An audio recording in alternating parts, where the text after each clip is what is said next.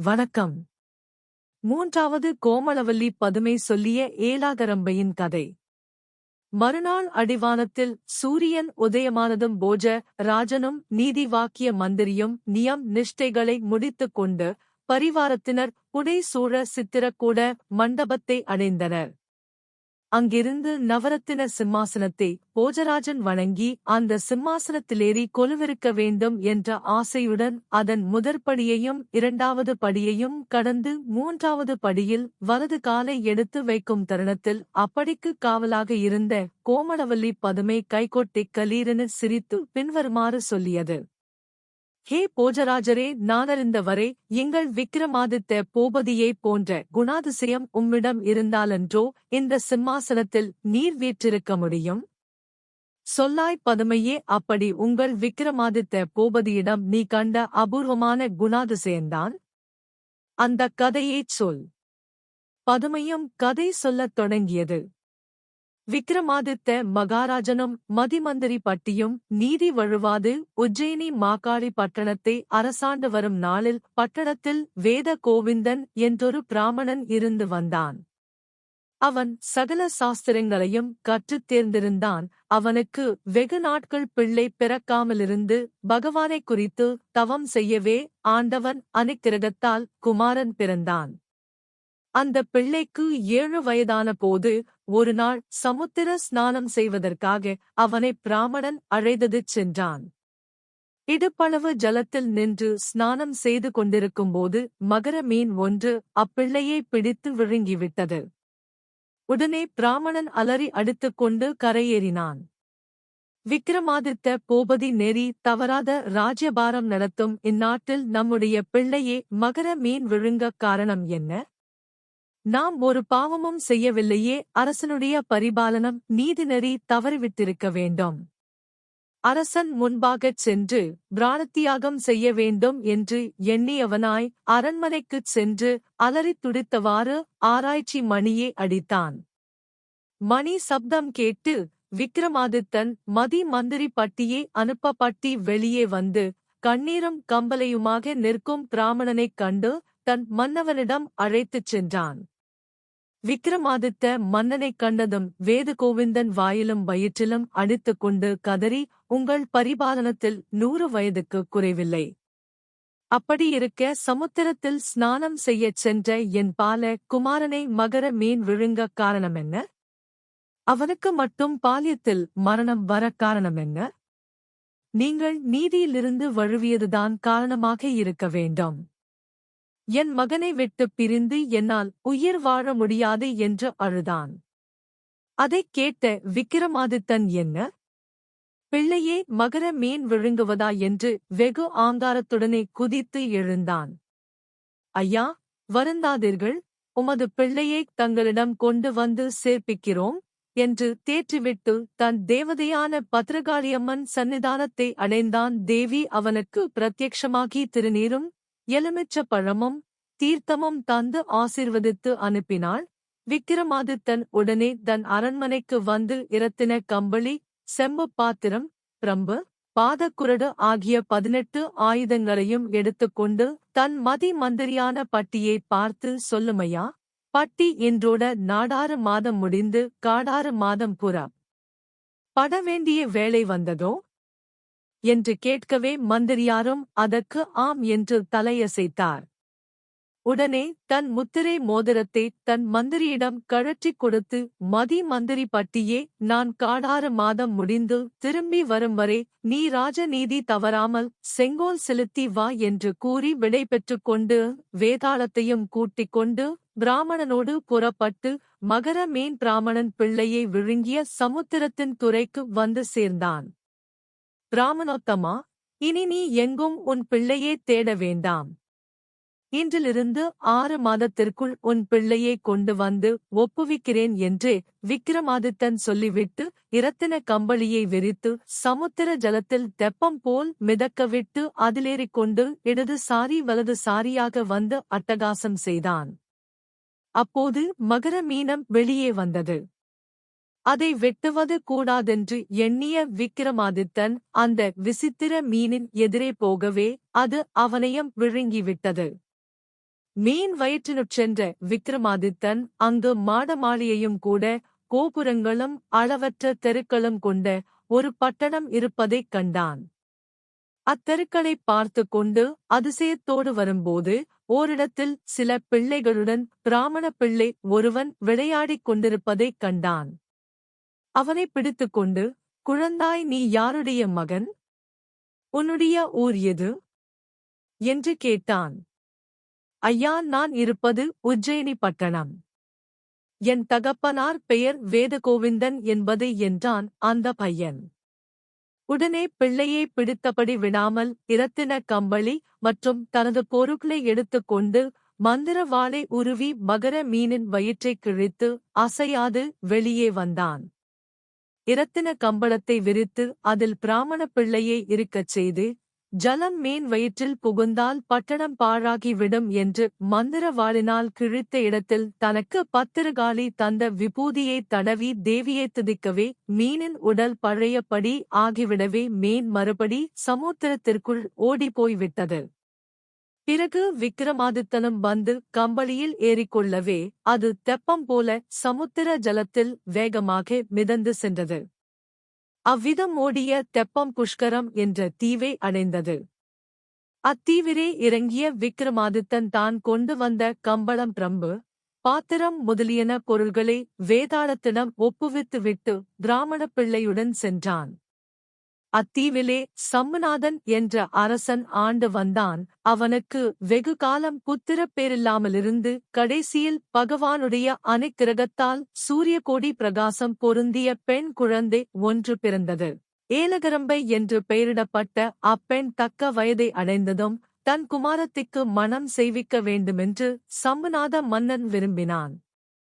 அப்போது ஏலாகரம்பை அப்பா 56 தேச அரசர்களையும் வரச் செய்து அவர்களைப் பார்த்து எனக்கிஷ்டமானவரை மாலையிட வேண்டும் என்றாள். அரசனின் அழைப்பை ஏற்று சம்புநாதபுரத்திற்கு வந்தனர். அவர்களை வரவேற்று தனித்தனியே விடுதிகள் அமைத்து தங்கச் செய்தான்.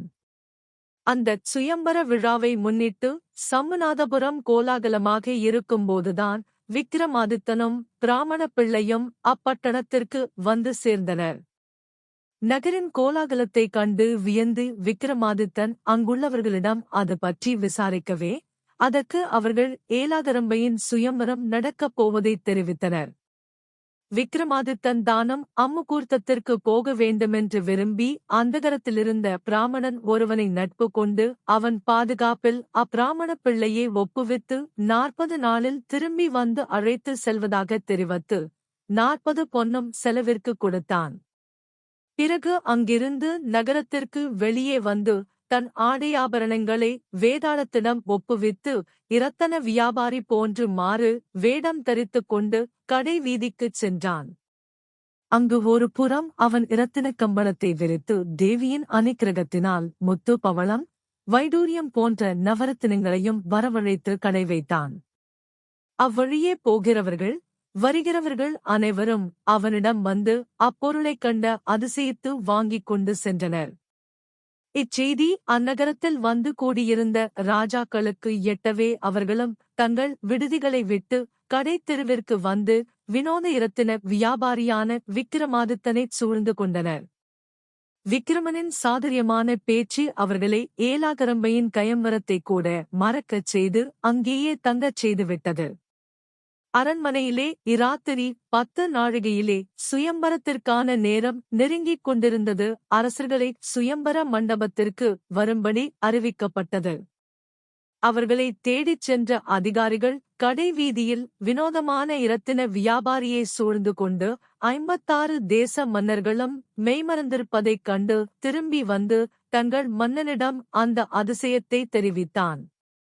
உடனே சம்புநாத மன்னனும் கடைவீதிக்கு புறப்பட்டு சென்றான். அங்கு விக்ரமாதித்தனான வியாபாரியின் சாதுரிய பேச்சைக் கேட்டு வியந்து அந்த இராஜாக்களுடன் விக்கிரமனையும் அழைத்துக் கொண்டு சுயம்பர மண்டபத்திற்கு திரும்பினான்.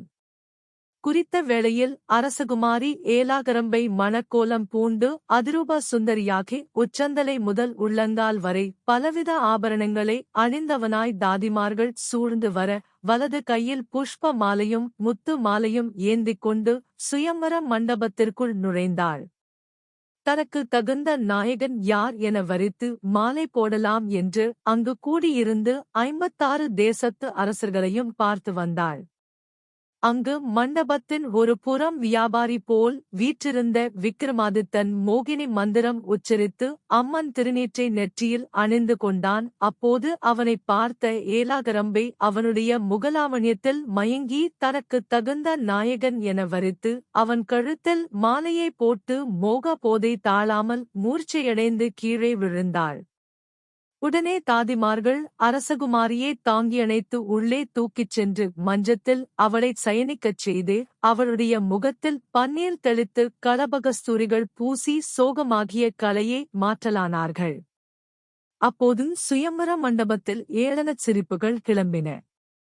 அரசகுலத்தில் பிறந்த எங்களை விட்டுவிட்டு கேவலம் வர்த்தகம் செய்யும் செட்டியார் ஒருவனுக்கு ஏலாகரம்பை மாலையிட்டு நம்மை அவமானப்படுத்திவிட்டாளே என்று கோபமடைந்த 56 தேசத்து அரசர்களும் இழிவாக பேசியவர்களாய் சுயம்பர மண்டபத்திலிருந்து ஏளன சிரிப்புகளுடன் எழுந்து வெளியே சென்றனர். சம்புநாத ராஜனுக்கு அவமானத்தால் முகம் சிவந்து வீட்டது.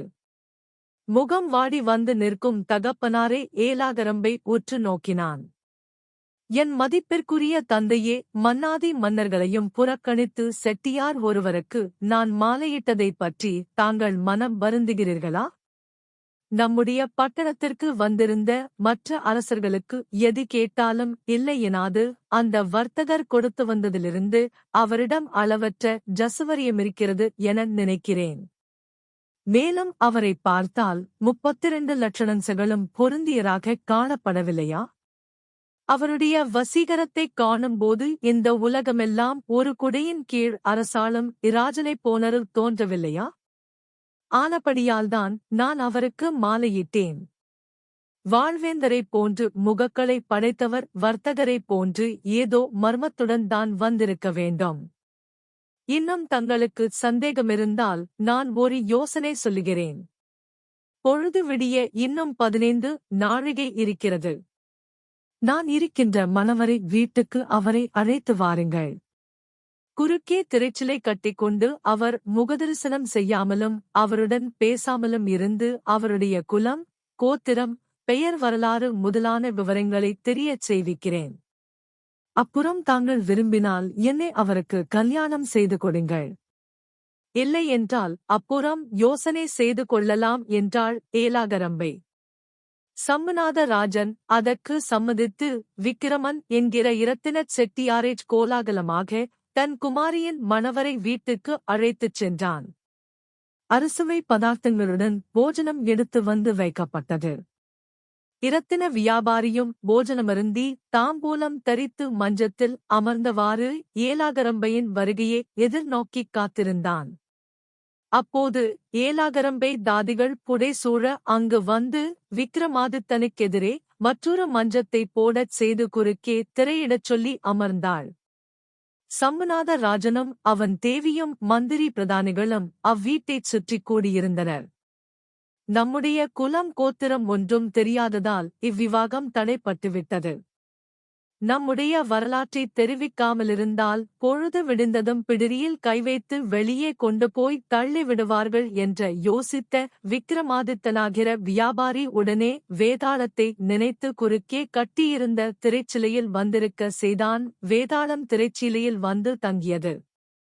அப்போது வியாபாரி திரைச்சிலையே சுயம்வர மண்டபத்திற்கு மற்ற ராஜாக்களுடன் வேடிக்கை பார்க்க வந்த என் கழுத்தில் இந்த மங்கை மாலையிட்டாள்.